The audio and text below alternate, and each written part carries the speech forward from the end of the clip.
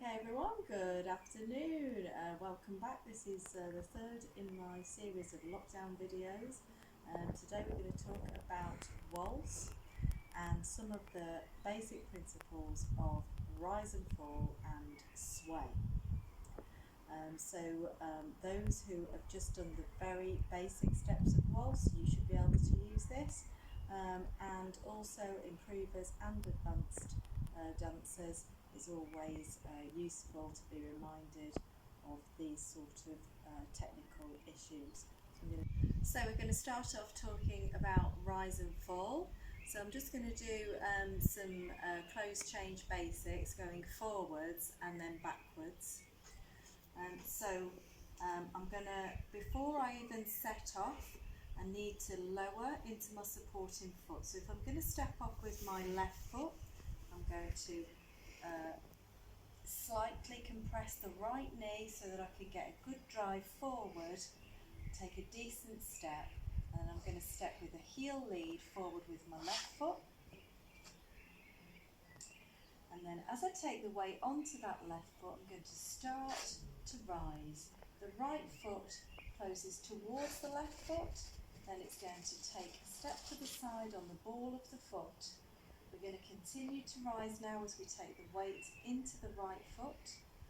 Keep on the ball of that right foot, and the left foot closes towards the right foot, keeping the left foot coming along the floor. And by the time we close our feet, we should be up to the highest point. Note that the knees will be straight but not fully locked back. Then collect the weight into the left foot, lower the heel, compress the knee slightly, and then drive off a decent sized step forward with the right foot. It was a heel lead, and we continue as described for the first one.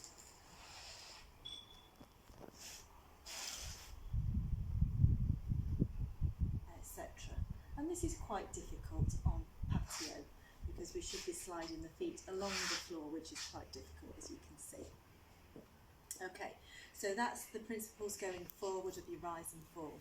Then if we take it going backwards, again for the sake of argument, I'll start with the same foot, start with the left foot. So we're going to compress the right knee, move the left foot back into position first by sliding the toes along the floor, reach back as far as you can go. Take the weight then onto the left foot, and you'll see that with the right foot now, the toe is going to come off the floor. The left heel lowers as we take the weight onto that left foot, and then the right foot changes onto the ball of the foot to step to the side. We start to rise again now. Collect the weight onto the right foot, pull the left foot in, and we come up to the highest point. We lower the left heel, compress the left knee, step back with the right foot as far as we can go, collect the weight onto that right foot, release the toe of the front foot, up on the toe of the left, and close, and then lower and step up again. And so now if I join all that together so that you can see it without stopping, I'm going to go forwards with my left. So I'm going to do one left foot basic forward and a right foot basic forward, and then come backwards, alternate feet throughout. So we lower, heel lead, continue, lower heel, start to continue and continue. Lower, now we reach back, lift up, whoop, and up, and then back with the right foot, side and together. And this is making it very difficult on this floor. Anyway, hopefully you could see what I was trying to do there with your rise and fall. So what you need to have is a nice undulating, so we're not doing a quick rise, we're just doing a nice slow rise throughout, and then lower and compress the knees and reach back or reach forward to continue the process.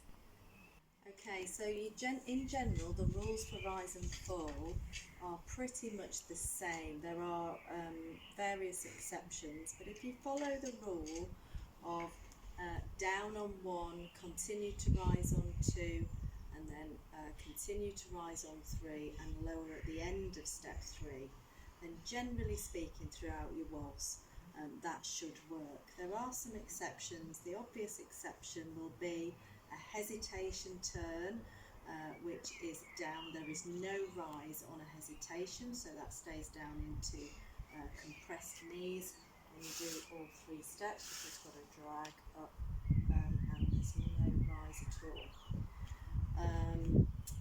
Anything like a spin turn or an impetus turn with heavy rotation or pivots, the rise is going to be slightly later. So if you're doing a spin turn, you're down on one, and then you rise at the end of step two into the pivot turn.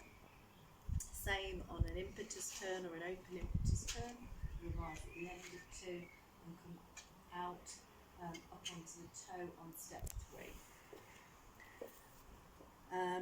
Anything where you've got 4 steps, so you're splitting a beat, so a chassis or a lock step for instance, you still use the rise over 2 and 3. So if you're doing a whisk and chassis, you're up on your whisk, and then as you come out of that, you lower 1, 2 and 3 for your chassis, and so on. And that's about it really. There are various other exceptions, but I can't go into all of the ins and outs for the purpose of this video.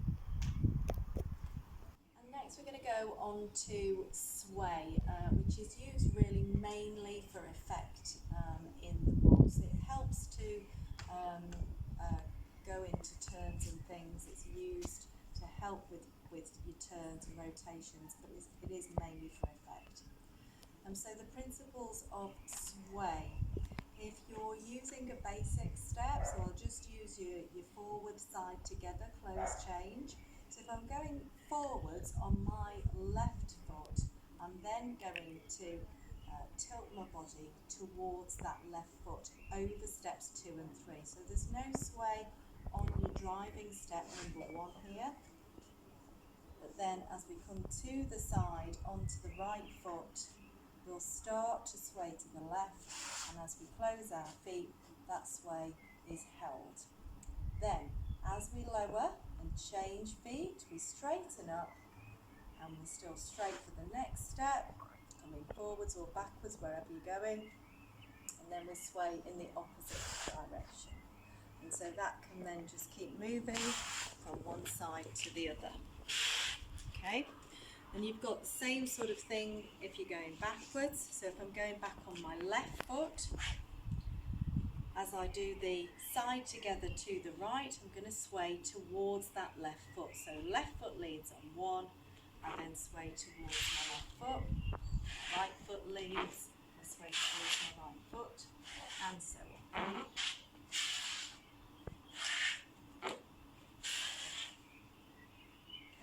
Sway has to be led by the gentleman. If you're both trying to sway, generally you're going to be fighting, and there's going to be different levels of sway, so it should be led by the gentleman. And ladies, you just have to go with it. So the general rules that you need to use for your sway is that if you're doing a basic step where you're closing your feet on step 3, whether it's with or without turn, then generally speaking, you should be able to apply the sway to it. So if I, for instance, start to go into a natural turn where I'm turning to my right foot leading, I can then sway to the right and close my feet, and then I tiptoe round. Any figures where you're splitting a beat, so for example chassis or lock steps, travelling movements like that, you can't really apply any sway to those type figures. So generally speaking, if you're doing a basic step with a foot close on number 3, then you should be able to utilise your sway. You can't really apply any sway to anything with a massive amount of turn, like your pivots, your spin turns and so on. And if you're doing something like a hesitation, where you have no rise, you can still apply the sway, but it's what we call broken sway, where we can just tilt slightly from the waist. Okay, so we've been through the principles of rise and fall and sway. So now I'm going to show you just your basic groups of 6, forwards and backwards, hopefully demonstrating your both the rise and fall and the sway. Just forgive the floor and the noises of my shoes on the floor. So if I'll just do it as man, and then I'll turn round in a moment and show you as lady. So first of all, when you're counting yourselves in when the music's on, you're going to go 1, 2, 3. So we need to show that lowering at the beginning so that we can get a decent step off at the beginning. So I'll just count it through, we won't use any music. So I'm as man, I'm going left foot, I'm going 1, 2, 3, 1, 2, 3, 4, 5, 6, 1, 2, 3, 4, 5, 6, and 1, 2, 3, 4, 5, 6, and 1, 2, 3, 4, 5, 6. And now I'll show you. Okay, so now we'll do it as lady. Same again, starting off with the right foot.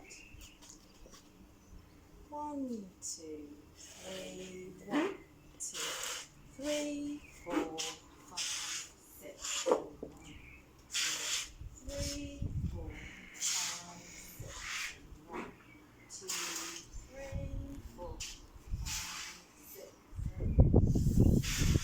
3, 4, 5, 6. So that pretty much completes the information that I'm giving you today. Forgive the state of some of my dancing, it was obviously due to the floor and the sun and the wasps that keep buzzing around me. I hope you find it of use. Obviously,